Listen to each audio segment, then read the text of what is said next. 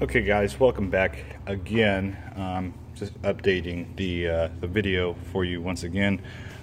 Here we finally have, you can see down the driver's side here, all the coils are taken out, the high pressure gauges are now removed, the fuel line is actually out, sitting on the ground there. You can see my coils, the fuel line, the high pressure gauge, the other high pressure gauge there, the other coils for the driver's side. You want to try to keep everything on the same side of the vehicle. Don't try to mix anything up. Make sure you know where it goes when you take it out. That way you know to put it back. And usually I mark my coils. This time around I didn't mark them. I just pulled them out and laid them out in a specific order. One other thing that I would like to address, and this is also, I would like to show you a little thing down here at the bottom here. You can see that I've already removed one of my wiring plastics from the lower portion of the valve cover here. This side's a little more trickier. The bolts are out, it's free. However, this is one of the things that I discovered while doing this as well. When I started this, I didn't think we'd have to take out the coolers, but as I'm digging further down in to get these wires out of the way, it looks as if we are going to have to take these big bad boys here out. Reason for that, and I'll show you why. As you can see, I already got one harness out. It's already moved away from the cover. It's pretty much free. Here's that plastic harness I was talking to you about earlier. That's completely free as well. However, if you look here, we have some lines that are going down. As you look down along the side of the cooler here, we have lines that are running down inside there. There is actually a sensor right down in here somewhere that's connected to the underside of the valve cover. I believe it's probably the crank positioning sensor, possibly, but that's why this will not pull up out. Another thing that I would like to warn people about is also this line here. You see it on the side of the driver's side. It clips in, well, actually, let me move my fuel line out of the way. Put this little guy back down here. He goes back down there. But anyway, this line itself connects right there. You can see it has a little thing where it bolts into. This guy is actually the transmission line.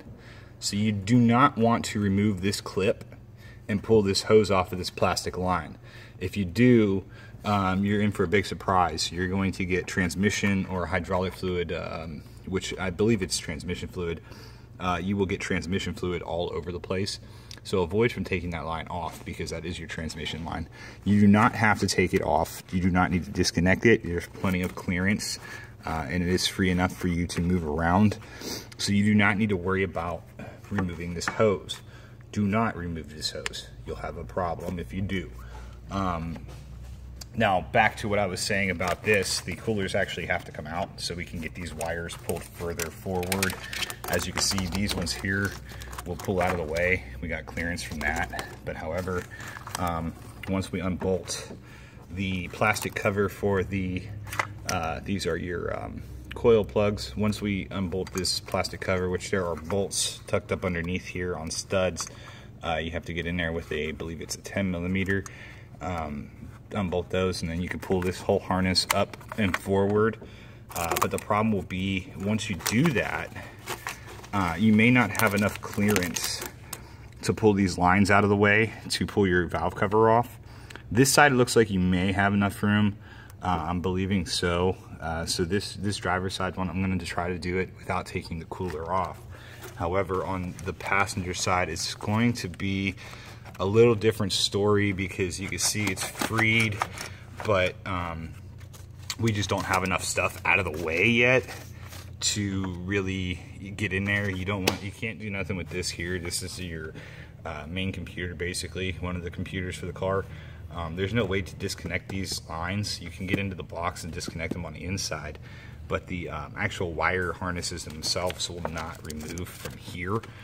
So we have to kind of work with this. This is kind of restricting us a little bit. And then we also have this line here in the back that's coming through the firewall. This little guy here is going to be a little bugger too, because you know, it's connected to the back side back there. So we may not be able to get this side out entirely. It's gonna be a little tricky.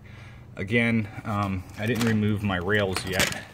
As you can see, I didn't remove the these little rails here, but these are 2 Allen keys. You just take those out with the Allen key, and then we can get to the head or the valve cover bolts. But really, in all reality, we still have quite a ways to go yet. We're not even ready to start unbolting bolts from the valve cover. We still need to do quite a bit of work to get the rest of these lines out of the way.